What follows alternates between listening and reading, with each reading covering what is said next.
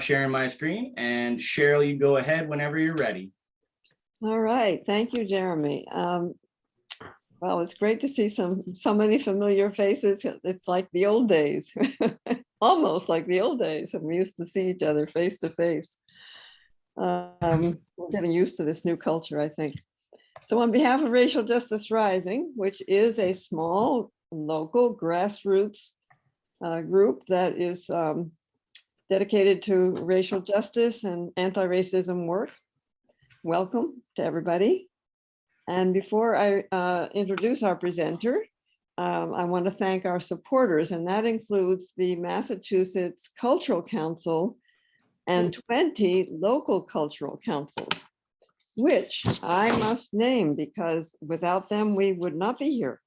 So the cultural councils that support us are Amherst, Ashfield, Bernardston, Buckland, Charlemont Hawley, Conway, Deerfield, Gill, Greenfield, Heath, Montague, New Salem, Northfield, Orange, Pelham, Rowe, Shelburne, Warwick, Wendell, and Whately.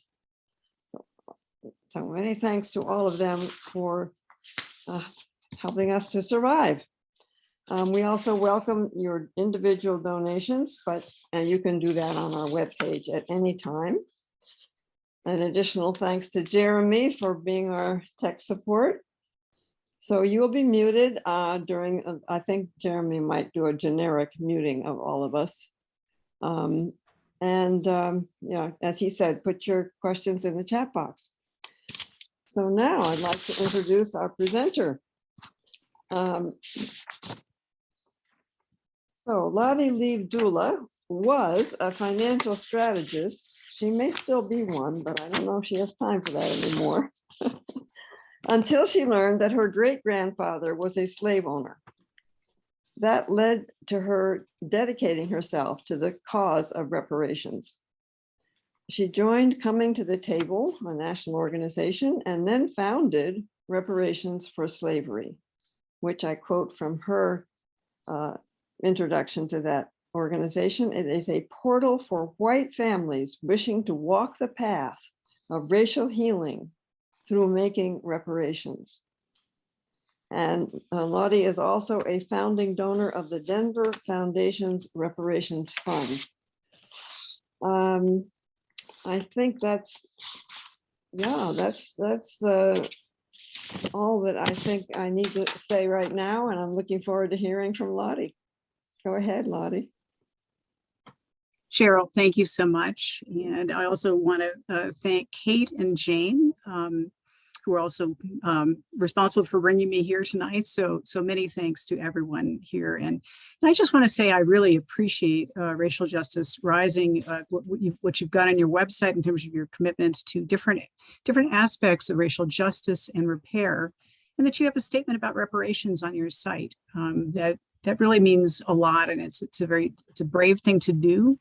Not many organizations really are ready to commit to repair and to say it in public the way that you have on your site. So I just want to say how important that is and how appreciative I am that you're doing that. So thank you very much, and I'm very pleased to be here. I'm going to go ahead and jump right into my presentation. So stand by, and we'll pray to the tech gods that I can share my screen well. So stand by, and yes, thank you, Jeremy. Stand by for just a minute, we'll get underway. Thank you.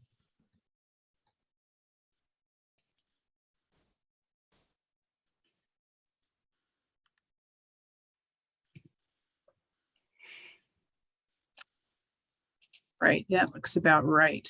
Okay. All right.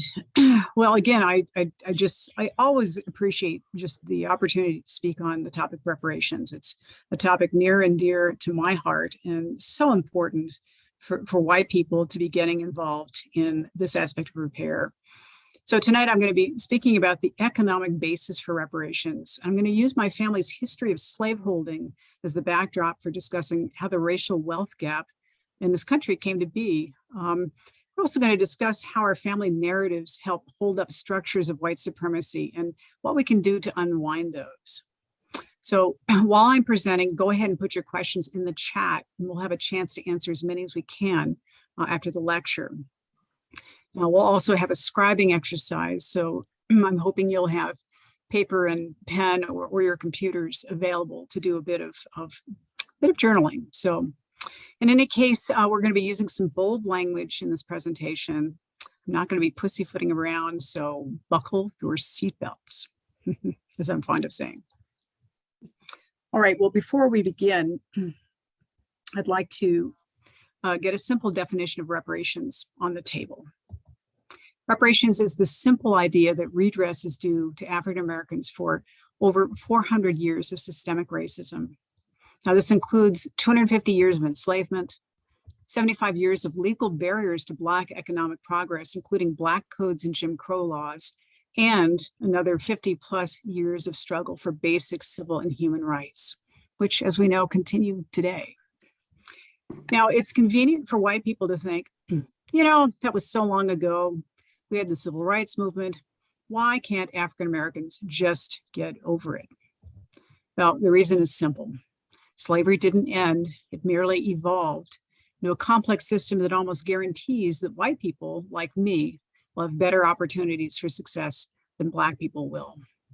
Now, as a descendant of people who created and benefited from the institution of slavery, I developed this map so that I could begin to study how racism affects our daily lives in each of the areas listed to the left, and then find ways I could begin to unwind this harm in my own sphere of influence.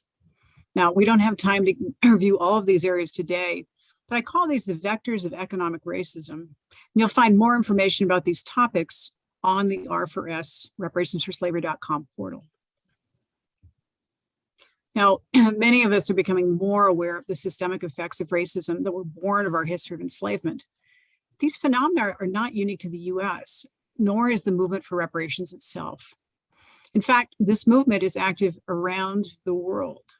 Ex-colonial powers across Europe, including Britain, France, the Netherlands, Spain, and Portugal, as well as Brazil and the US, are being called out for their roles in founding and perpetuating the transatlantic slave trade, which transported as many as 13 million Africans over 400 years to the Americas and the Caribbean. 4 million were brought to our shores from 1619 to the early 1800s in a slave trading triangle that included Africa, America, Europe, and the West Indies. Now, there was a very high mortality rate. 15% of enslaved Africans did not survive the journey. Now, this does not even count those that died while being forcibly marched to their embarkation points or died while in captivity here. We'll pause for a moment to read this excerpt from a ship's captain to an investor. Sir, I received bills of lading for 5 Negroes and 1 hogshead of rum. 1 Negro woman marked Y on the left breast died in about 3 weeks after her arrival, in spite of medical aid which I procured. All the rest died at sea. I'm sorry for your loss. It may have resulted from deficient clothing so early in the spring. Benjamin Bullard to Sir William Pepperell, June 25th, 1719. Of course, this captain likely made an insurance claim on his loss. After all, the insurance industry was essentially born of the slave trade. In 2016, a United Nations panel ruled that reparations is due to descendants of enslaved people around the world. The UN defines 5 areas of repair: restitution, which includes restoration of liberty and human rights and the return of property; compensation for damages, including physical harm, as well as lost opportunities and earnings; rehabilitation from the health and psychological effects of enslavement and institutional racism; satisfaction, or the cessation of human rights violations and abuses; establishment of truth-seeking commissions; public apologies, and the establishment of sites to commemorate the history of enslavement; and finally, guarantees of non-repetition, the reforms needed to ensure the prevention of future abuse. In the US, there are 2 major paths to repair. Most African American reparations groups are pushing for a national program of reparations. In fact, the official definition of reparations is nothing short of full remuneration to descendants of enslaved Africans. Now, this includes goals for passage of a reparations bill, H.R. 40, created to look at economic redress. Now, this bill has been introduced to the legislature for the last 32 years, but has remained sidelined until now. Representative Sheila Jackson Lee reintroduced it last year, and just this week, Representative Jackson Lee has called for an executive order to form a reparations commission. Now, the other path to repair involves family and community reparations, which we refer to as personal partial reparations. These are not substitutes for a federal program of repair, but they do represent steps you and I can take to begin to unwind the personal harm white families have perpetrated against Black families. These are the first steps we can take to begin the healing process this nation desperately needs. There are 4 principles which can guide us on the path of repair. First, we need to be fearless in facing both our country's true history, as well as our family's role within it. Next, in view of this history, we need to be willing to examine and reimagine our origin stories, or the narratives we tell about our families and communities, especially in regard to race and the generation of wealth. Next, we need to commit to engage with others across the racial divide in acts that will unwind harm and bring about repair. And finally, yes, we need to use our resources, our agency, our time, and our money to invest in repair. Is this easy work? No way, as you know, but these are what the beginning steps of repair look like. Today, we'll be focusing on healing our family narratives around prosperity. For our discussion, I'll show you how my family narrative is changing as I research and face my family's history and commit to repair. My name is Lotte Lieb Dula, and I'm a retired financial strategist. I host a portal called reparationsforslavery.com. Now, I don't know about you, but I grew up hearing about my ancestors in the most glowing terms possible. I learned that I was a proud descendant of Colorado pioneers, that I was the descendant of true patriots, the founders of our country, as well as immigrants who came here with nothing but the clothes on their backs in search of the American dream. The narrative I grew up with expressed my family's traditional values. I grew up believing that America was a meritocracy and that the playing field was level, both principles of fiscal conservatism. Now, I'm sure some of you received these same messages growing up, right? Especially this one. Pull yourself up by your bootstraps. Mm-hmm. My journey began in 2015 when my mother, Peggy, died. I began the process of going through 30 boxes of family ephemera. Each box labeled precious, family treasure, don't throw it away. I had nightmares of being buried in these boxes alive, but I was excited to learn more about my ancestors who my mother had described so glowingly.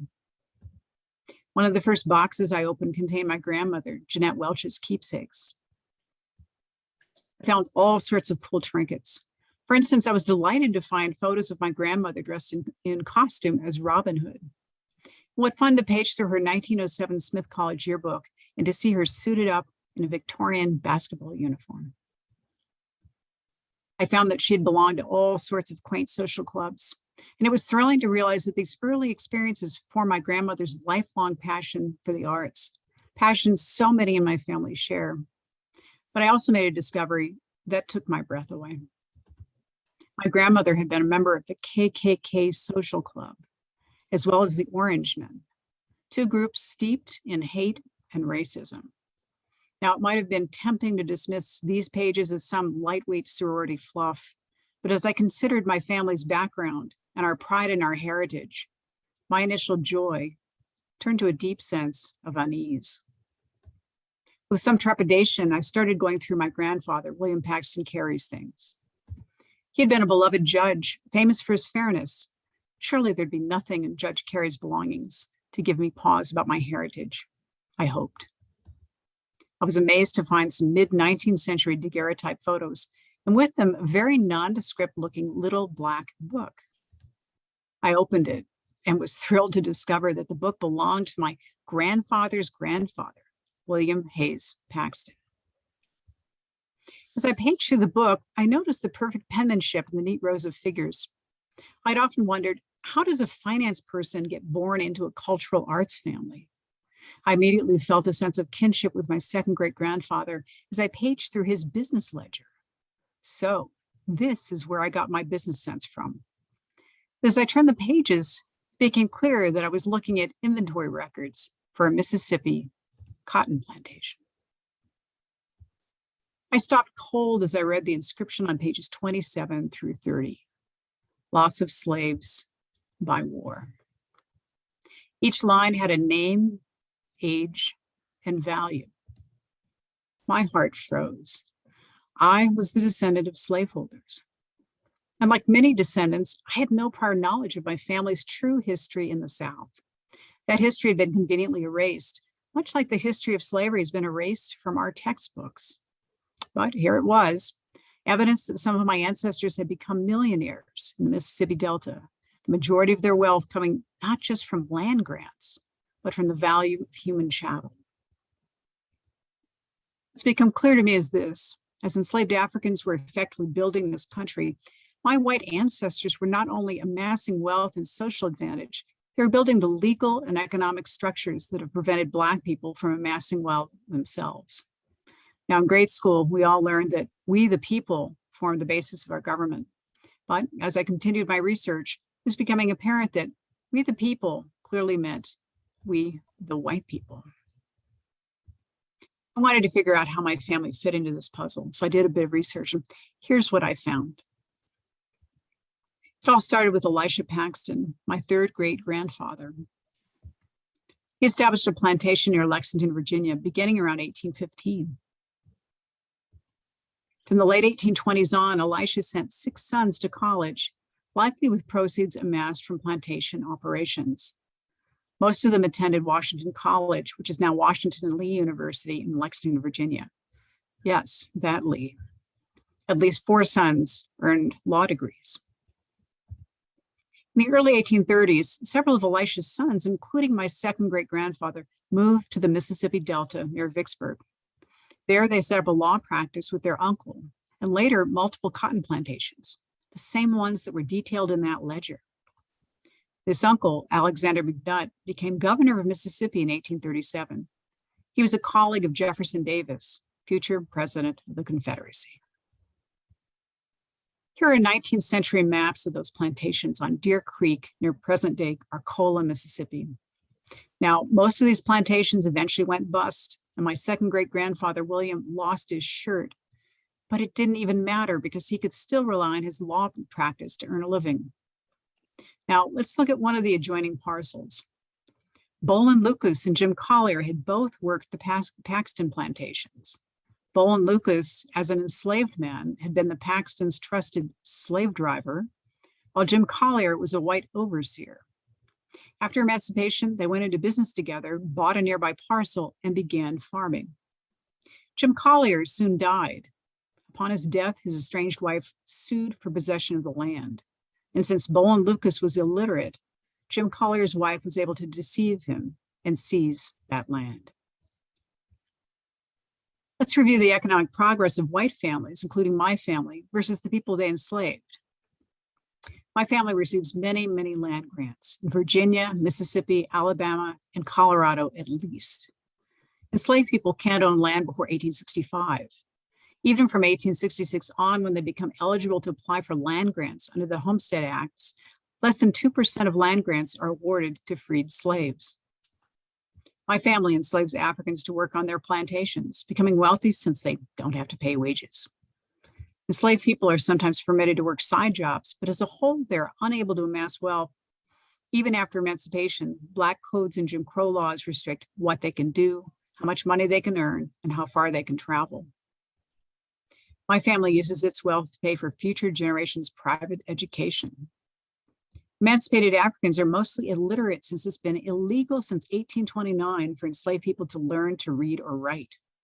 After emancipation, they are barred from attending white schools, so with few resources, they must build their own. Now, despite extreme hardship, African-American families, as we all know, show great resilience. Some manage to amass savings, which they deposit in the Freedmen's Savings Bank when it's established in 1865. Unfortunately, in 1873, Congress, under controversial and mysterious circumstances, mismanages the funds and it goes bust, losing 70,000 families' combined lifetime savings, which is the equivalent of, it's $3 million, the equivalent of 47 million today. Now, this setback has been considered the economic equivalent of extending slavery for another 10 years. My family has another advantage. When it comes to the transfer of wealth, our legal training gives us the ability to draft wills so that our heirs won't have to go through probate. Here's my second great-grandfather's will.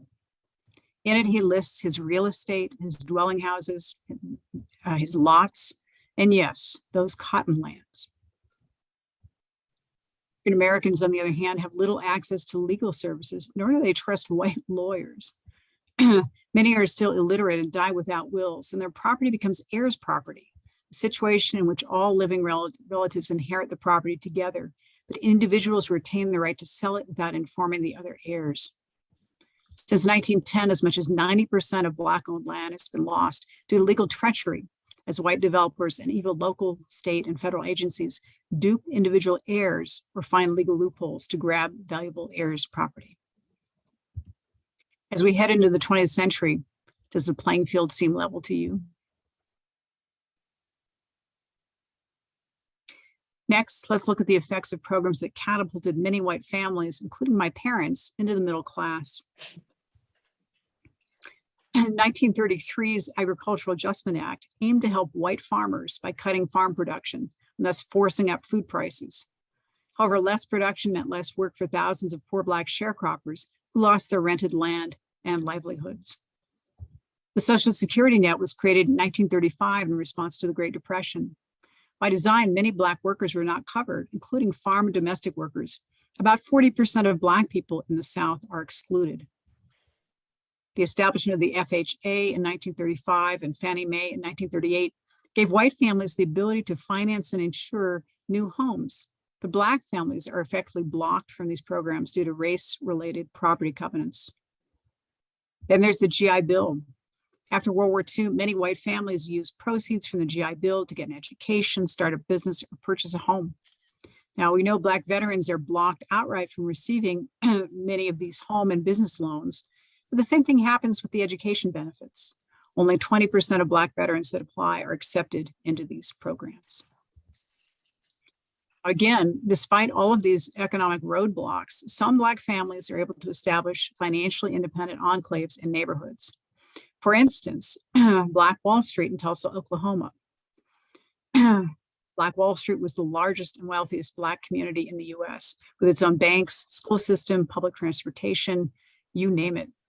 Much of this wealth was created based on lands granted by the 5 civilized tribes to Africans they had enslaved. The land was granted at emancipation. When oil was discovered on these lands, many African Americans became wealthy. Yes, the freedmen prospered when given access to the same opportunities my white ancestors enjoyed. However, wherever there is Black excellence and prosperity, white supremacists attempt to destroy it.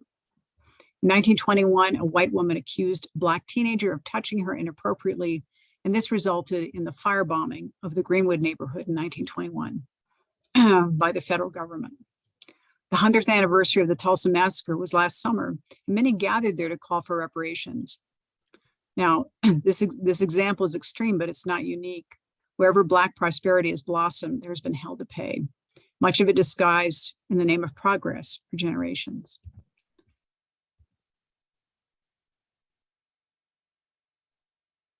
I believe the valuation in current US dollars is 200 million for the damage that was done and not repaid to Black Tulsans. Now, the result of all of this, this history, by the 1950s, many white families have joined the middle class, while most Black families have been held back. Today, a Black family's median net worth is just 1/10 that of a white family. And we're beginning to see why. Let's look at these factors again. How many of us are familiar with the history of economic racism? How many of us have bought the bootstrap argument without an understanding of our role in holding back Black economic development? Derek Hamilton and Trevon Logan are two economists that have aptly summarized the genesis of white wealth. It was never the case that a white asset-based middle class simply emerged. Rather, it was government policy and to some extent, literal government giveaways that provided whites the finance, education, land, and infrastructure to accumulate and pass down wealth. Or as Martin Luther King Jr. puts it, it is a cruel jest to say to a bootless man that he should lift himself up by his own bootstraps. It is even worse to tell a man to lift himself up by his own bootstraps when somebody is standing on the boot. Okay, so we've taken apart the bootstrap argument, which has been used against Black people for their lack of economic progress. We've also examined the role of owning class people like my enslaver ancestors. What about immigrants? For instance, how do my immigrant ancestors fit into this puzzle? Let's take another look at my family tree, this time on my father's side. My father's great-grandfather, Joseph Lieb, emigrated from Germany in the 1850s with his wife, Anna Maria Zeller-Grotz. They arrived in New York, and he worked there for 5 years as a laborer, eventually saving enough money to move to Hebron, Wisconsin, establishing a farm there. Now, my father grew up hearing rumors that the Liebs had shortened their name when they arrived in this country, and that they may have actually been Jewish. Now, what binds Joseph and Anne Maria with other Northern European immigrants is how they began the assimilation process, or what some racial justice advocates are now calling the process of becoming white. Through this process, Irish, Polish, German, Italian, and other immigrants gradually shed their cultural identities to fit in and work toward achieving the American dream. Many anglicized their names to avoid prejudice, and as was the case in my family, marry into long-established patrician families. What common trait enables them to do this? Being light-skinned. How do Jewish immigrants fit into this puzzle? Well, this issue is quite complex. On the one hand, Jewish people and African Americans are both known for their resilience and accomplishments despite intense and unrelenting oppression. On the other hand, Jewish people who flee persecution in Europe and gradually ascend to the middle class in America also share some of the benefits many ascribe to whiteness, though not all identify themselves as white. British author Thomas Harding has had a recent experience that perfectly illustrates this paradox. His Jewish ancestors fled Germany, leaving their home to escape Nazi persecution. A few years ago, Thomas was researching his heritage and discovered that the house his family had left near Berlin was still standing. Thomas traveled there, met with a German family who now lived there, and they acknowledged the crime and gave Thomas back his family's historic home. In fact, Thomas received reparations, much like we're discussing today. Now, this is possible because of the German admission of guilt in the Holocaust, an admission that the US has not made with respect to the crime of 250 years of slavery. More recently, Thomas was researching another line of heritage. In the early 1800s, his family had started one of the largest catering companies in the world, which also happened to sell tea and tobacco. He discovered that much of his family's wealth had come from importing tobacco and other crops grown on Virginia plantations, grown by enslaved Africans. Remarkably, though Thomas was owed reparations on one side of his family, he realized that he himself owed reparations on the other side. Ultimately, the Jewish connection to slavery is minuscule, representing the actions of a few individuals rather than the beliefs of an entire religion. The Christian faith, though, plays a much larger role in this country's history of enslavement. Christians, many fleeing religious persecution in England and elsewhere, migrate to our shores, beginning the process of colonization. Their ranks include both Catholics and Protestants and their many offshoots. Another paradox soon emerges. While firmly standing for principles of religious and economic freedom, many of these divergent religious movements also support the enslavement of Africans. 10th great grandfather, George Calvert, for instance, establishes the province of Maryland in 1632 as a safe haven for Catholics fleeing religious persecution in England. However, my ancestors also seek to amass wealth and soon see the economic advantages of planting tobacco. By 1660, they passed laws making slavery legal in Maryland, adding a new concept. In Maryland, slaves will be considered enslaved for life. Tobacco plantations and the business of the slave trade soon become the economic engine of the region. What act sets the stage, giving my 10th great grandfather the divine right to do these things? In 1452, the Catholic Church gives Portugal and Spain full and free permission to invade, search out, capture, and subjugate unbelievers, wherever they may be, and reduce their persons into perpetual slavery. 40 years later, another papal bull is issued, the Doctrine of Discovery, in 1493. These two acts set the stage for the church to bring terror and subjugation to millions of people around the world for hundreds of years to come. Well, fantastic, right? All right, so we've learned that our nation's history may be a bit more complicated than we thought. We've learned that white families, regardless of when we arrived, likely have some involvement, either directly or indirectly, with the institution of slavery. Even our faith communities have participated in some way. Now, where do we go with this information? What do we do with this? A really powerful place to start is uncovering and transforming our origin stories. This is one of the simplest and yet most compelling things white families can do as we begin down the path of repair. Much of our national narrative centers around the white myth of being self-made and the supposed superiority of white people to people of other races. Black trauma can be traced to laws enacted to provide economic advantages to white people and to the selected erasure of this history. In taking apart and rebuilding our own family, community, and institutional narratives, we begin to unravel the myth of white supremacy and thus begin to change our national narrative from the ground up. Here's an example of an evolving family narrative that has relevance to events in Washington, D.C. early last year.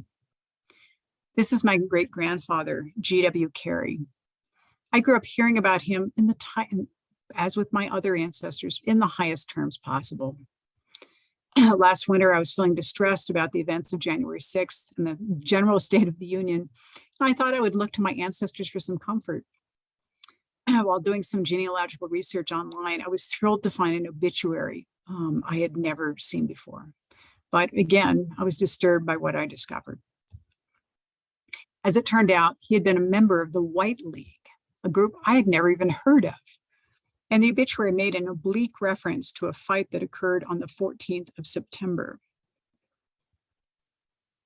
On September 14th, 1874, my great-grandfather participated in a coup to overthrow the Reconstruction-era government in New Orleans. 1,500 members of the White League, a militia of Confederate veterans opposed to the civil rights goals of Reconstruction, attacked New Orleans and overthrew the Louisiana government. Ousted were pro-Reconstruction politician William Pitt Kellogg, governor of Louisiana, and Lieutenant Governor Cesar Carpenter Antoine, an African-American man. They had been elected largely on the strength of their support among African-American voters. The insurgents held the State House, Armory, and downtown for 3 days, finally retreating just before the arrival of federal troops who restored the elected government. No insurgents were charged in the action, though hundreds of people supported the Reconstruction-era government were killed. Sound vaguely familiar? Now, I'm sorry to say, the story my family has told about my great-grandfather for over 100 years, it's, shall we say, less than accurate. From my vantage point today, my great-grandfather was no hero. He helped to uphold the legacy of slavery his entire life. In order for me to truly commit to the repair this country so desperately needs, in order for me to deeply understand and connect with my Black peers' origin stories, I need to both face our own country's true history and learn to tell the truth about my own. I need to also acknowledge that my ancestors are holding a smoking gun while I've inherited the keys to the kingdom. Therefore, it's up to me to engage in repair.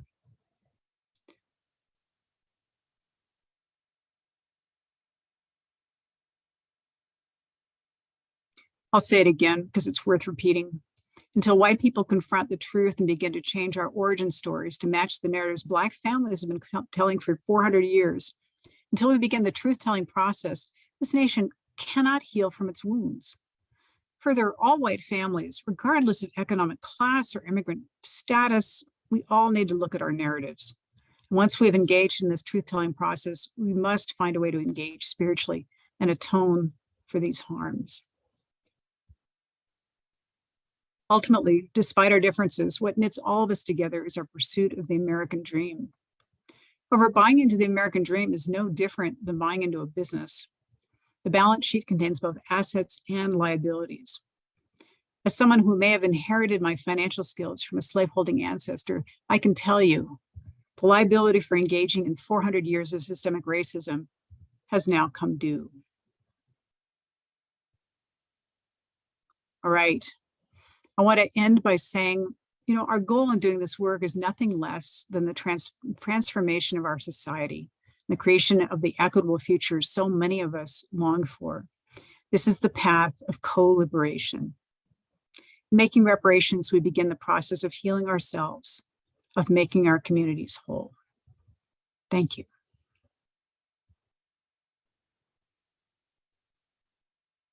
So, let's take a quick minute here to just catch our breath. And we'll do a Q&A section in just a minute, but go ahead and stretch a little bit. And we'll get settled in a second.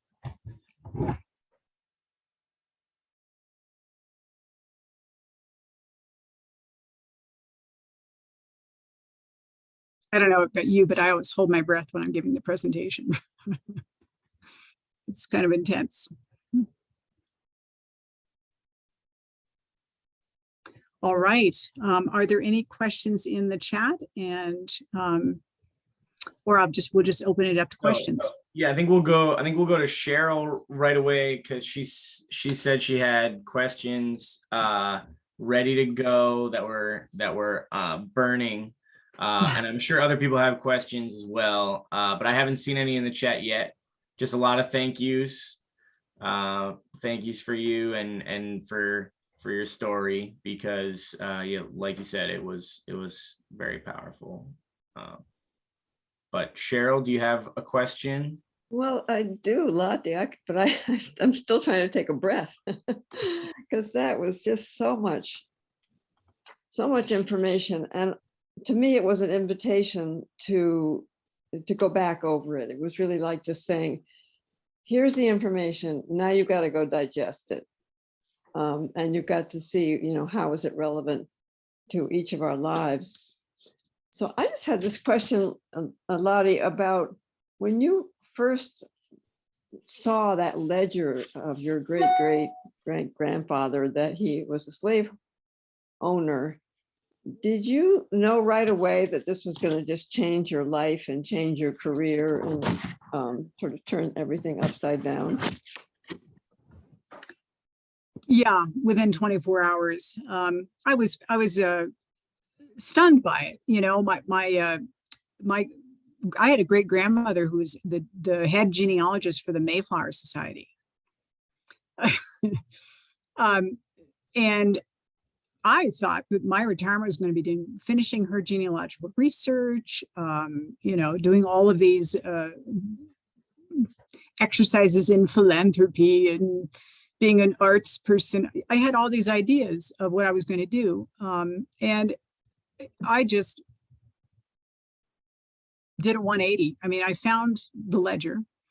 I was looking for all of my great grandmother's notes, genealogical notes. I knew that my mother had found them and hadn't looked at them in 50 years. So after she died, that's what I was looking for. But I found a different box instead, and I started seeing in a way that I'd never seen my family's history before. None of this had occurred to me. I mean, I was a typical white person. I lived in a white bubble. I had no friends of color, no colleagues, nothing. Lived in a white neighborhood, lily white. And I was stunned. I was stunned when I found the ledger, and I had no idea what to do. This was, early on in 2018, and the reparations movement had not gained steam, at least, I mean, and Cobra and other groups have been fighting for reparations for, years and years and years. But in terms of finding things online, especially resources that would be suitable for a white person trying to figure out how to enter the stream of reparations, there really wasn't anything there. So I called my sister the next day. I told her, and I said, your kids aren't going to inherit anything from me. I need to work to repair this damage that our family has created. And I'm sorry to tell you that, and I hope you won't be offended. My sister was quiet, and she just finally said, my kids are fine.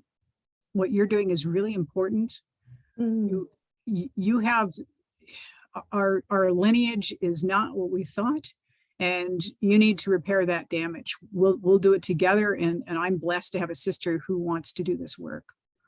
So, so within a few months, I had discovered Coming to the Table, which is, descendants of enslavers meet with descendants of the enslaved to work toward repair. And they have a reparations working group. And so I became involved with that group. And I met my partner, Brianna Cuffey, who's my partner on the reparationsforslavery.com portal.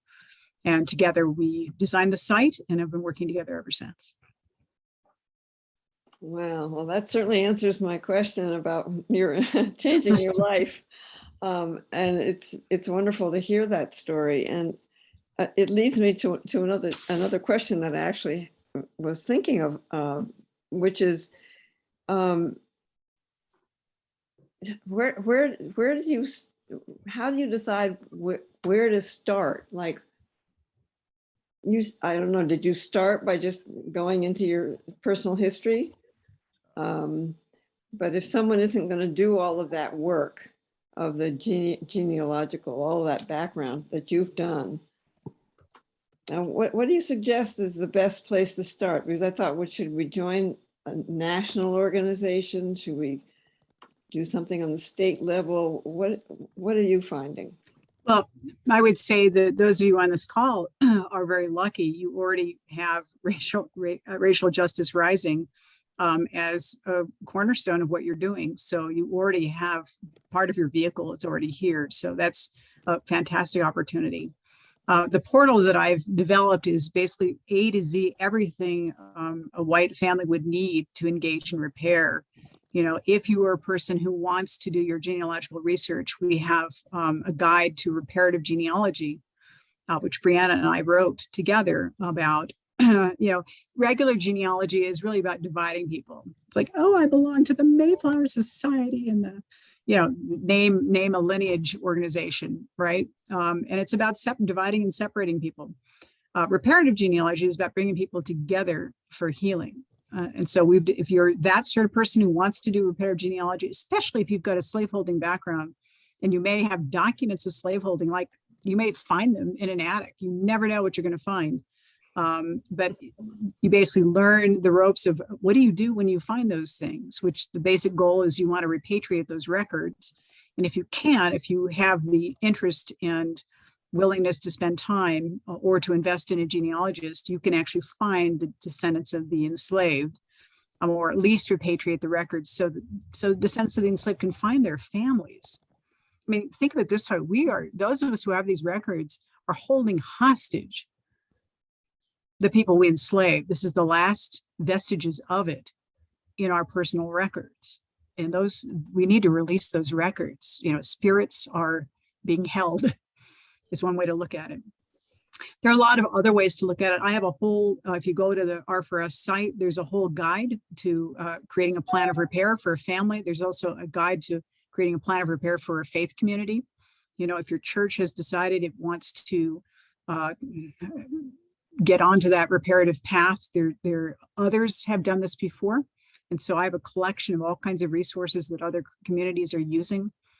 There are many different courses you can take, all kinds of things that you can do. So many of them are listed on the portal themselves, but perhaps the simplest is if you decide that you want to engage in repair, the simplest thing is to look at what are, between your generation and back as many generations as you can, how did your family earn its income? And what are the harms associated with those endeavors? Slaveholding, it's obvious, but all kinds of, like for instance, my mother was a psychologist. Well, if I were going to engage in repair in her name, there are many funds where you can donate funds for to pay copays for therapy visits, so that young African American men and women can see people who understand their cultural identity. So there you can, anybody with any kind of interest or background can create a plan of repair that exactly suits their background. The very first thing I did is I created a scholarship for people who wanted to study law, politics, or medicine, because those are the main ways that my ancestors, including my slaveholding ancestors, made money. And so I launched a scholarship fund through United Negro College Fund. And a young woman graduated last year with her degree in anesthesiology. And so she's now in her residency. So, and that, I helped her, furnish her apartment. Just these little gestures can make every difference in helping somebody move ahead. Even so, this young woman is still graduating with $200,000 of debt, student debt. Yeah, that's right. And so imagine what a group the size of this, we have 34 people on this call. Imagine if you pulled your resources, what you could do. Think about it that way. So. Thank you, Lotte. Is there anything in the chat there, Jeremy, that you would like to? There's some good stories about, how people are affected by this. And there is a question about how we should act in response to this information, but I think you kind of just covered that. There are questions about where to find the recording, which there's a link now in the chat. And now there's a full question. Can you talk about accountability to Black people when us white people decide what to do with money? Oh, absolutely. Yeah. I would say two things. If you are a person who lives like I did in a white bubble, has no contact with African Americans, and I've met people who say, I want to make reparations, but I'm not going to change my life. Okay. There are many, many different organizations that you can donate money to. That's the simplest thing to do. And these organizations already have goals that align with repair. And that would be the simplest thing to do, and that's what I say is there are different phases of engagement in reparations. The first phase is you don't change anything about your life. You're in your white bubble and you just determine to make up your own path and donate money. So some people would argue that's not true repair because you maintain all the control over your assets.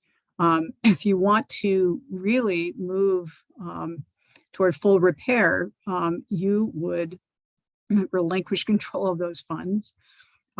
For instance, here in Denver, we're trying to set up, we have the Denver Black Reparations Council and we have the Reparations Circle Denver. So the white people are donating the money. We have a Black council who determines how they want to spend it. So that would be is an example of a model for releasing the funds. We have no control over those funds once we raise them. We're just starting. We've raised about $250,000 without even opening our doors, just by announcing that we exist, no advertising. So once we really get underway, I expect that we'll see some serious money pouring in. And it's just an example of what a community could do, is to set up a fund, add a foundation. This is just an affinity group at the Denver Community Foundation.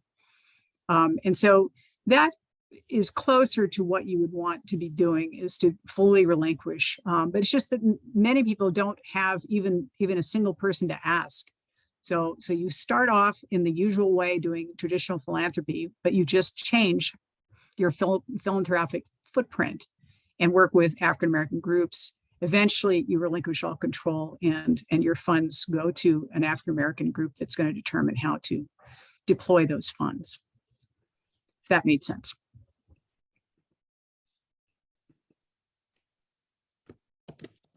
Go ahead. You can, I feel like the chat is slow enough where we may want to just have these people ask their question, because I mean, Laurel, great question. If you want to speak on anything here, but we have a few other questions coming in. I think Nina, do you want to go next, or would you want me to read it? You can read it because All it's out of my periphery now. Sure, yeah. Okay, so how important do you feel this individual reconciliation involving research and personal story? How important is a government effort? And in your opinion, are both equally needed? I think most people would agree. A federal program of repair, as I've said in the presentation, that's the most important, because no single people, we can't move the marble. I mean, maybe with one person, you know, your family can affect another family in a way that would be reparative, but it's not the full repair that needs to be engaged in. So the federal government, you know, I believe the ask is something like $14 trillion. It's probably way more than that. So that is the gold standard for reparations. So when we talk about what we can do as individuals, as we say, personal partial reparations, we cannot, I cannot make up for hundreds of years of, you know, my ancestors' actions. However, I can make a reparative gesture to repair the harm, and I can talk about it. Telling our stories is mainly important because I remember when I heard the first white person talking about working on reparations, I instantly, oh, I could do that. So just being able to lead a conversation and hold, you know, stand up and be counted. Any number of you may decide, that's it, that's what I'm going to do. And then you start out in the path. So that is the main function of my telling my story. I don't care about my story. What I do care about is inspiring other white people to follow this path. So I hope I answered that question. A lot of parts of it. Jeremy, it sounds like we could just let people raise their hand. I mean, anybody on the screen. We have just a few we have like questions piling up now. All right. But we have Karen Brown Courage. Do you want to go next? Or do you want me to read? I was just passing on a question that had been earlier and gotten overlooked. Oh, sure. As a privileged white person, what can we do when rejected by a Black person or Black people when we are trying to help or do some kind of reparation with them? Well, it's like we're like layers of an onion, you know. We have to toughen up. I mean, first of all, the idea that we're helping someone is wrong. We're making reparations.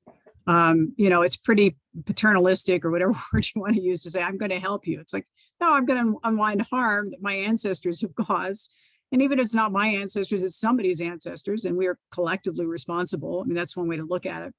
I make mistakes just about every day. Sometimes I'll see somebody else do something and go, oh, that doesn't look right. And I do that all the time. And so we learn from each other. We learn from people pushing us away. And you have to just brush yourself off and then get back up again. There is something that you did that was off-putting. And usually it's just, okay, in my family, we were raised with the whole noblesse oblige philosophy. And it has infected every part of my being, my entire lineage. So every day I have to somehow pour some disinfectant on me before I start work, and then try to work my way out of my feelings of noblesse oblige. Like, oh, these poor people over there, they just need some help. And I'm sorry you couldn't achieve everything that I did, and I'll help you. Well, that's bullshit. I mean, if I look at my family's history, as you have now seen, my family blockaded any progress of any other type of family. We put it into laws. I mean, my family were legislators. The Calvert family wrote the laws of slavery, for God's sake. So you have to begin to unwind your own sense of privilege and entitlement. And I think that's a mistake many faith communities also make to repair, is just feeling sorry for people. We're going to help you. So and is that easy to do? No, it's not easy to do. I still make mistakes continually. All right. Jeremy wants to have a question. Yeah, just trying to make sure we get to everybody. So Deb Freeman had an awesome comment in the chat, interested in about federal level HR 40, want us to connect with other white folks to work on this. Left the email in the chat. If anybody wants to catch up with that, check out the chat to catch up with Deb. She left her email, located in East Hampton. We also have another question from Nina. I want to see if there's any other comments that I'll come on it. I'll come on an HR 40. I attend the legislative sessions with Human Rights Watch. And so the big push right now is for an executive order. And if you give me a minute, I will or you can actually, if you go to my website, reparationsforslavery.com, if you go in, there's a section for, let me see if I can post it. There is my recent newsletter has an action you can take to call the White House and make some noise. So while you're asking the next question, let me see if I can't get the link in the chat for that. And that way you can all, you got something to do. So other than philanthropy, what other ways can we offer reparations? I feel like you talked about that a little bit. There's also a question here. Do you feel like this is primarily a spiritual issue that will equally benefit Blacks and whites? I feel like, yes, obviously this will benefit everyone in the long term. Hopefully, I don't want to answer for you there. But I do want you to see if you can comment on that spiritual issue question and other ways other than philanthropy that we could help or offer reparations. Good. That was good. It's a spiritual issue, but you need many different efforts need to be tied together. If your focus is only spiritual and you're not taking any action, it's of no use.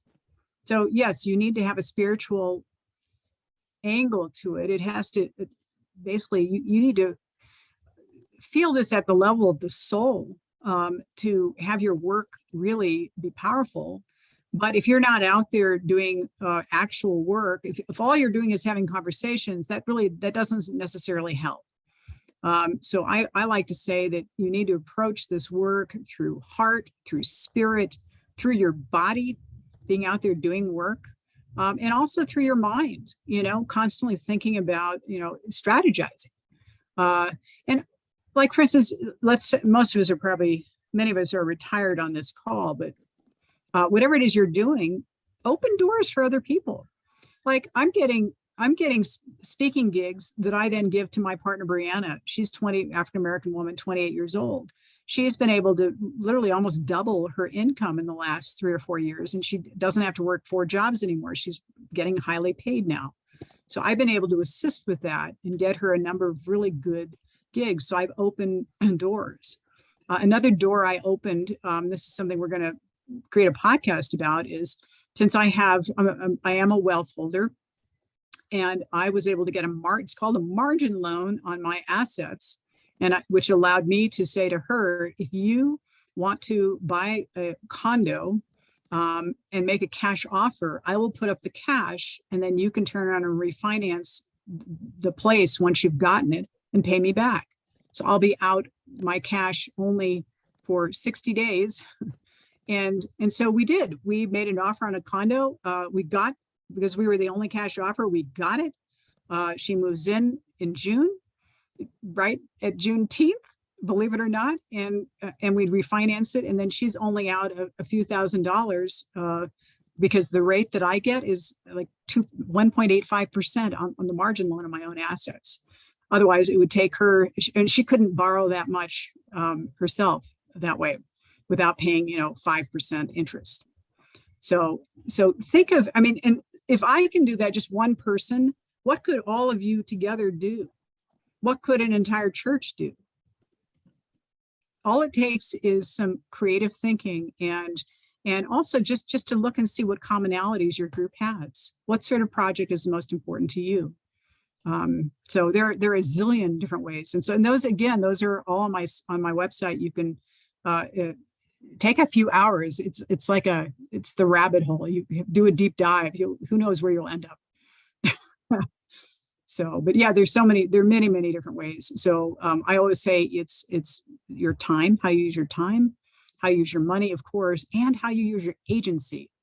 Are you opening doors for other people? And I think we're over time because we do have a scribing exercise, but I guess we have time for one more question.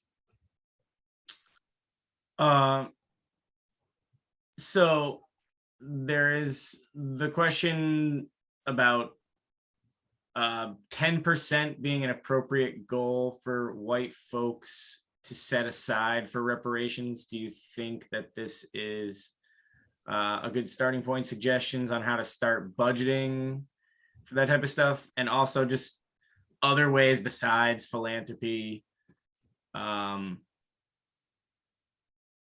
But yeah, I think that pretty much wraps up questions. There's a few. Yeah. I think everyone should check the chat. I think there's just a lot. There's a lot going on. Everyone. A lot in there. Yeah, it's good. Should take some time to check it if you can, because there are a lot of people, trying to connect on other levels as well. But go ahead and talk about the budgeting question. Yeah, I think that's great. Personally, I have for wealth holders, I've designed a whole way to manage all of your retirement, planning your retirement, including making reparations. I think anything that you allot is a good amount, especially if you're starting out. I started out making only a few $1,000s a year because I wasn't sure that I had no connections to the Black community. And so again, it was me making decisions and I knew that wasn't quite right. So I started out small. I actually had an African-American playwright make an ask of me, asking me to fund a play. And the amount she asked for was the present day value of one of the values of an enslaved woman named Julia from my second great grandfather's ledger. She found the ledger online, found the name Julia. Julia was close to her own age. And she made an ask, would I fund a play based on the present day value of that enslaved person? That was one of the most compelling, and people may seek you out if you announce that you want to engage in repair. I had announced that, she heard it on the radio, and I had this request. And so we did it. And she's living in Africa and actually around the world, writing these plays based on that ask. So you never know what's going to happen when you have establish the intentionality to work toward repair. I would never have expected that a playwright would ask me of this. 10% is the typical number of people tithe. Sounds like a great number to me. Start wherever you're comfortable. And then I keep cutting things out of my budget. I thought I was going to be doing a ton of travel. Well, I'm not doing so much travel anymore because it's a hell of a lot more fun to help somebody with a trip to go write a book, take a retreat and write a book. It feels great to me to help somebody pay down their student debt. That just feels so much better than my traveling or whatever, but however, buying a latte or whatever I was going to do. So Lotte, I know you want to, you have another segment to this presentation. We do. And it's been very rich listening to your responses, but maybe we should go to that. Yes, I think it's a good idea. All right. I'd like everybody we're going to do a scribing exercise. So go ahead and grab pen and paper or your computer, whatever it is you'd like to use. And we're going to, you've heard my family's prosperity narrative. Now you're going to work on yours. And what I'm going to do is I'm going to put an exercise up on the screen. And if I'm lucky, I can get that up here. So stand by for just a second.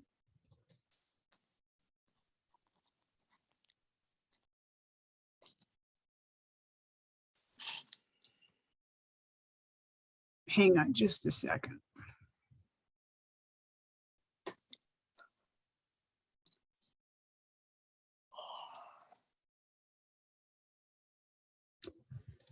Okay.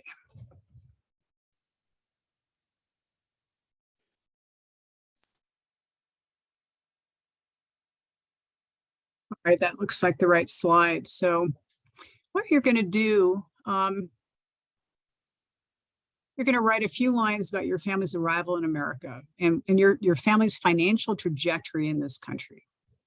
So just take a little bit of time. We're going to spend maybe, I don't know, 5-6 minutes, something like that. Just actually, we'll spend 10 minutes, 5 minutes for this first part. This is in 2 parts. So write down, when did your family arrive? The ancestors that you know about overall, when did your family arrive? And if your family has a prosperity story, what is it? Write down your family's narrative of becoming American, whatever that means to you. I know my family, I've got all kinds of stories, like, you know, my Norwegian great-grandmother was widowed, and she brought over on a ship from Norway her 4 children and a wash tub, and she kept the kids connected together with the clothesline so they wouldn't get separated when they were leaving the ship. You know, and it's the classic immigrant story of coming here impoverished, and then she got her first washing job. And you know, so what is your story of your family's coming here? Prosperity story and narrative of becoming American. So we'll spend just 2 or 3 minutes. You can jot down some notes.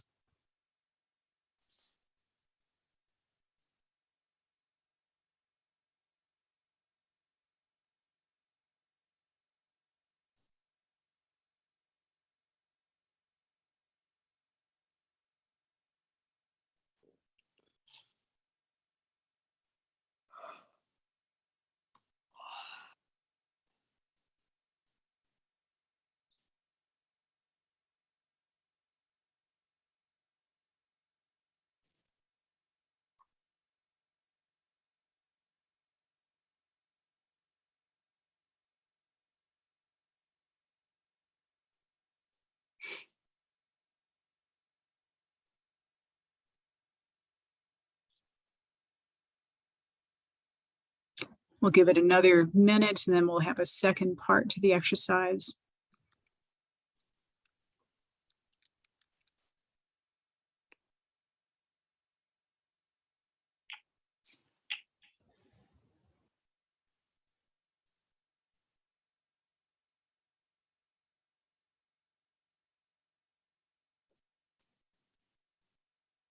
Of course, you can continue this exercise as you wish afterwards. I think it's always good for us to really, really consider our family's stories. Right, so we'll move on to part 2 here.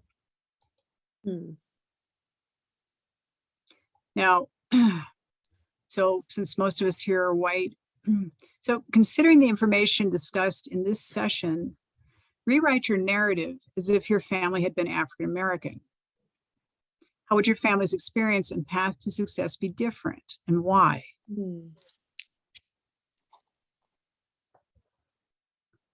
So consider, for instance, how did your family arrive? And if they'd been African American, how would that trip have been different?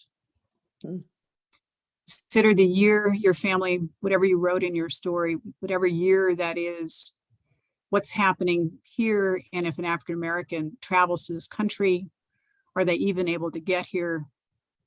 What would happen if your family member was Black? Think about the financial trajectory, especially in the early years. How would that be different?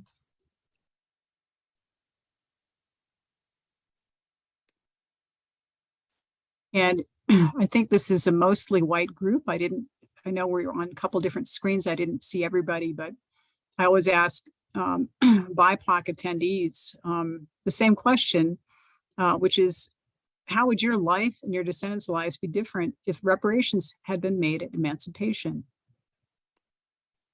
Beyond compensation, what other elements of repair are most important to you? So if there's anybody who's not white here, that would be the alternate exercise.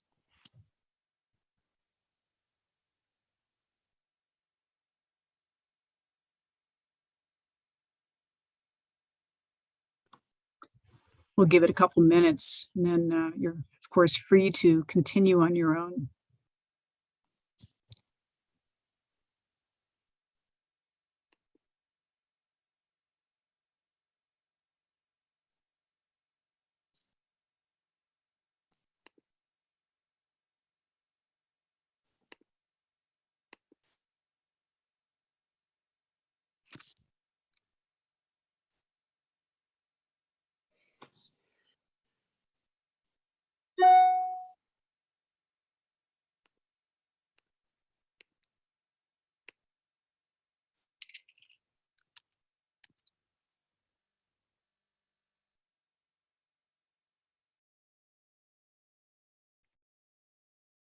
All right, go ahead and finish up. And would anybody like to share? We have time for maybe a couple people to share their stories if they'd like.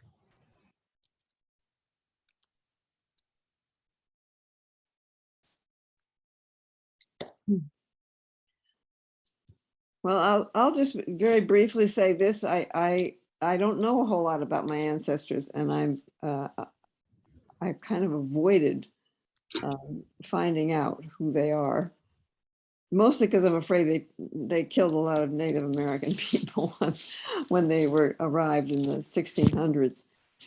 But one ancestor ended up being a president of Middlebury College, which I doubt he would have been if he had been Black. And another ancestor was a broke trail into the Ohio Territory and actually wrote a little narrative about it, which, believe it or not, I can't find right now. But anyway, it's interesting to go back to that history and think about it in terms, like you're saying, of what advantages they had that made those things possible, where if they'd been Black, they would have been a servant at the very least, if not a slave. It's interesting how our perspective changes when we actually do our research to find out who on this earth we actually are. And you'll never be the same if you do the research. And it's really important to find out, because this is the most personal way of learning US history, is to see who our forebears are and what they did. And you may be pleasantly surprised, or you may not be pleasantly surprised like me. So how about Helen? Hey, thanks. Thanks so much, first of all, for this presentation. My dad died a year and a half ago, which got me really thinking about family history, which I've mostly really avoided, not because I'm afraid of what's there, but because I just have had a tough time with my parents all my life. So I haven't wanted to talk to them about these things or anything. But in doing your little writing exercise, I was first thinking about that my dad's family had this narrative about how he was this genius and he got scholarships to college, and then he went to medical school, and he's like the pride and joy of his family, with lots of girls, lots of sisters. And clearly, you know, the GI Bill and all that stuff he took advantage of that. So, you know, it's just, that's part of how he was successful in the world. But the thing that was really interesting to realize was that my mother clearly was using marriage as a way to both to build and to maintain wealth for her position in her family, and to think about if either of them had been African American, then I think either one of them would or both of them would have been doing menial work. But I realized that marriage wouldn't have done anything for my mother if she'd been African American. Wouldn't have helped her at all.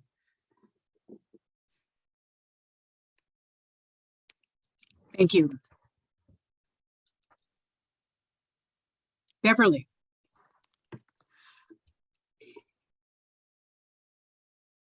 You're muted, Beverly. Sorry. I just last week finished writing up my my research on my family's history. It was not anywhere near as detailed as yours, but it was interesting to me. And it was started by my gut reaction to the talk about taking down the Confederate monuments and the Confederate flag, because I grew up in Richmond, Virginia. And that was during Jim Crow days. So I did find that one of my threads of ancestors, William Randolph, came to Virginia in 1673 and settled on 591 acres, and then claimed head rights, which were 50 acres given to you if you brought somebody, or if you paid the way for somebody to come from England. And so he expanded his land eventually to 10,000 acres. If I had a Black ancestor who came at that time, I doubt that they would have made it to the shores of Virginia. And if they did, they certainly wouldn't have owned any land or made any progress there in Virginia. But it's been an interesting journey, and I had reached the point of thinking reparations would be the next step, but not. I appreciate what you've had to say today. Thank you. Thank you, Beverly. Anybody else want to share prosperity narrative?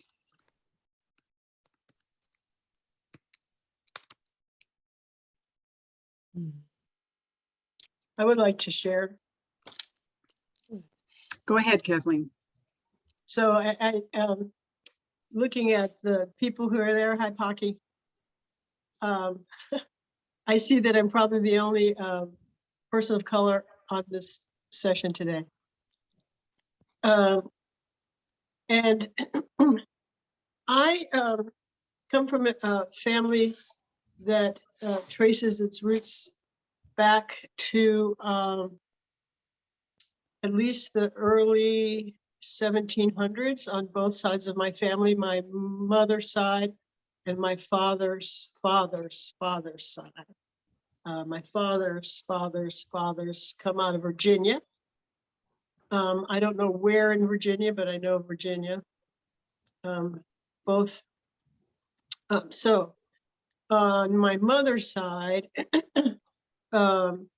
my great-grandmother's great-grandmother was, I believe, an enslaved person. That's what the report says. And her partner was a white man who was, when I looked up his name, I thought if any of the names I could look up, his would show up. And it did. His name did show up in the internet search as a privateer. He was a privateer. They came from Jamaica into the United States in the 1740s. My great-grandfather's family came out of Mississippi, and he owned 40 acres of land in Wisconsin. The family story is, he said somebody owed him the land. So he got these 40 acres. I think actually it was 44 acres in northern Wisconsin. So his family, what I understand, coming out of Mississippi, had some wealth. some level of prosperity. That's what I've heard from others who know that family and know that area.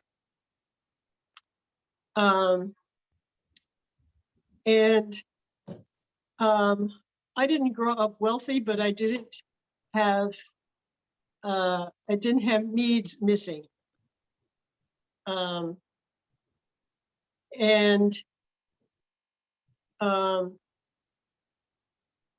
I think that reparations in the United States needs to come.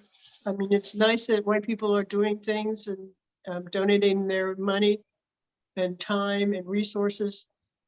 And I believe that reparations needs to come from the federal level. And everybody who believes in reparations needs to, yes, talk to your senators and your representatives and get them to support a reparations bill. Right now, there's one floating around for the state of Massachusetts. It's HD 5140. So we need to get our elected officials behind that. Reparations, I know a lot of people think of it, it should be a check or a cash payment, which is great. And if that's so, then I think that it needs to be awarded to African-American families, historical Black Americans. And I use that term to define the descendants of the survivors of the Middle Passage transatlantic slave trade. So the descendants of the survivors, the historical Black Americans, and then that should be a sum that is awarded to those people for the next 400 years, at least. And that reparations, in addition to cash amount, should also be in the form of either land or housing, low-income loans to make those purchases possible, free education, free college education. Right now, there are cannabis shops set up in various places around the country. The windows are all open. And we need to When I get a fan, release and expunge the records of every Black person who is in jail for marijuana conviction. We need to do that immediately. Get everybody out of jail, expunge those records, and probably give them a sum of money for the inconvenience of their time in prison.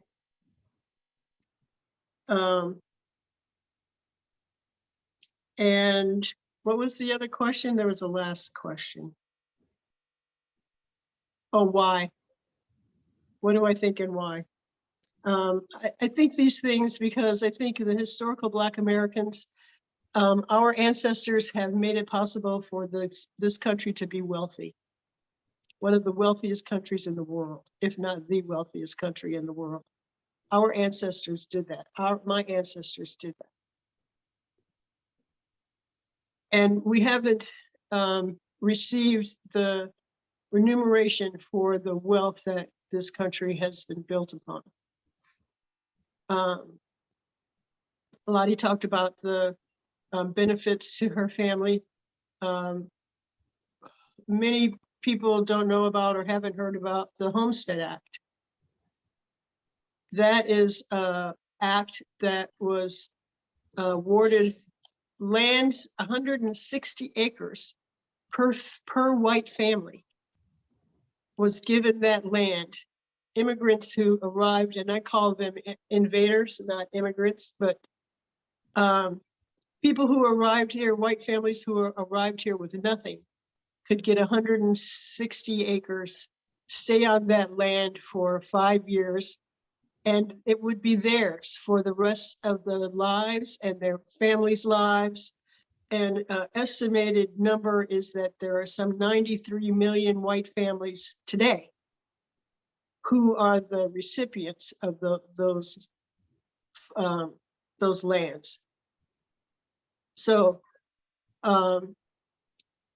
historical Black Americans are entitled, in my opinion, are entitled to the reparations I mentioned, and that be a system in place for the next, I said 400 years. Okay, there we go. Kathleen, thank you. Thank you for your presentation. Very good. Thank you. And great to see you. I have a question for for Cheryl. Is it okay if we, it's just about, well, 6:30 here, 8:30 there. Do we have time? Can I play my video? Because I'd like to, following Kathleen's really important words, I'd like to play something for you. If we can go over a bit. No, there's no problem. If people have to leave because, you know, they didn't expect it to be that length, that people leave when they have to, but yes, of course. I'd like to see it. Okay, 4 minutes. All right. Thank you. This is I think it's an important message, and it dovetails really nicely with what Kathleen is saying. So I really, really appreciate, Kathleen, what you've said. So hang on just a second and let me see if I can get this, fire up the video. Stand by.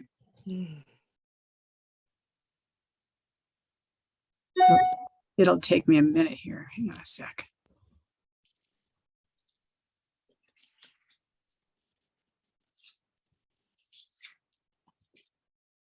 It's there.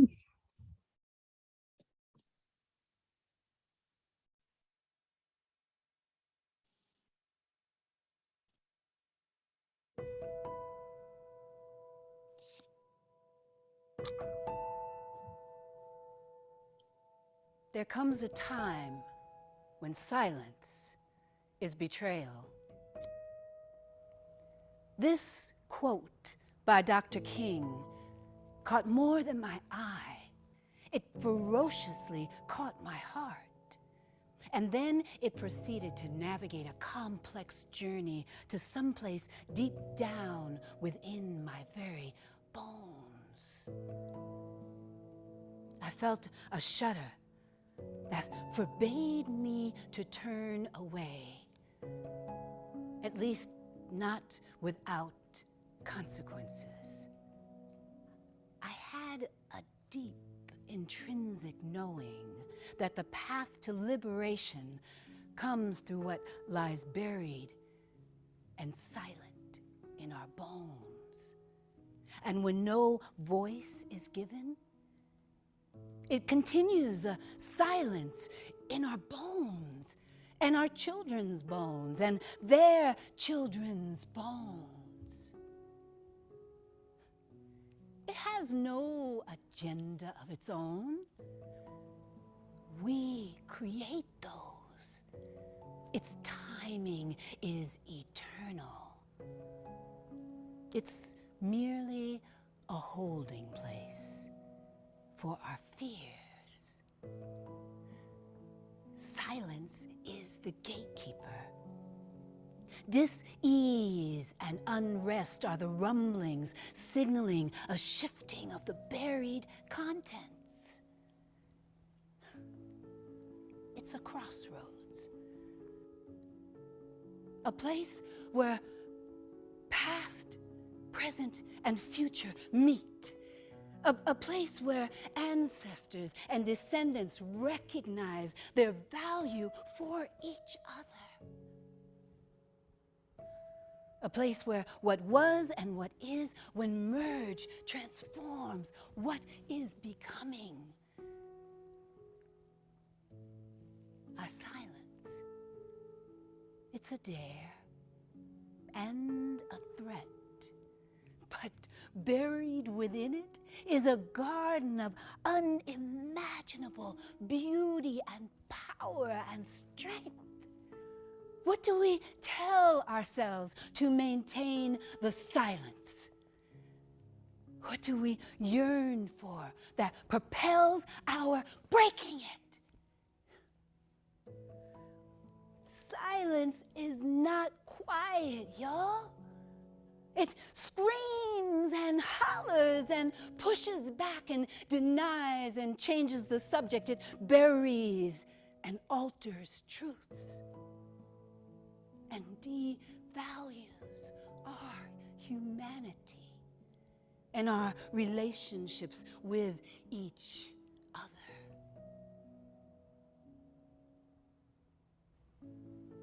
There comes a time when silence is betrayal. In this quote, I wanted a reminder that there are consequences to my silence. And those consequences live in my bones.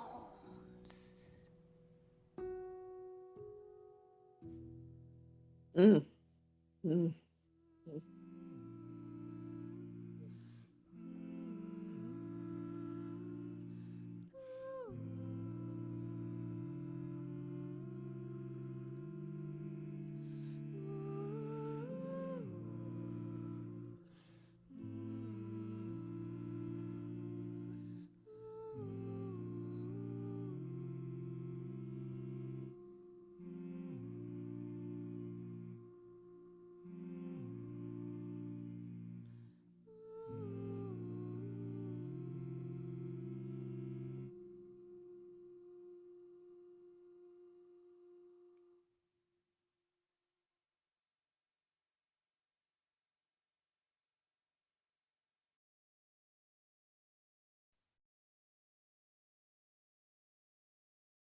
Thank you, everyone.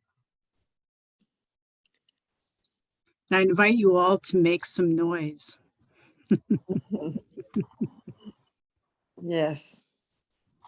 Although we're a little bit stunned into silence by the beautiful, beautiful poetry. And thank you for sharing that with us. And thank you for your time, for all the research you've done, for giving your life to making repairs that we all know have to be made, but we just have to figure out one by one from today forward how we're going to do that. And so I think that we're done for tonight. Lottie, I hope we'll see each other again. And I look forward to all of us working together in the future. Thank you so much. And thank you to Jeremy for being our great tech support. And if you want to scroll back up into the chat, you can see I did, you can click on a link if you want to support HR 40 or the call for the executive order. There are exact instructions how to call the White House comment lines and make some noise for HR 40, which is, as Kathleen said, it's the gold standard. So, And so I just want to make a mention that I hesitate to keep pushing the executive order for the HR 40 because the first reparations to enslaved Africans happened after the Civil War. And by executive order, families were granted 40 acres and a mule, so to speak, but 40 acres. And that was rescinded by the next incoming president. So that could happen too. So reparations bill needs to be solidly passed into law. I believe it needs to solidly pass into law in a way that does not allow it to be rescinded or, well, it could be undone. Look at Roe v. Wade. Okay, so anyway, the numbers are the same. Just call and say you support the national reparations effort. That's right. That's right. So it's all, yep, the numbers are there. So go fish that out of the chat, and we will see you next time. Next time. Very good. Very good presentation. Thank you. Bye, everybody. Thank you.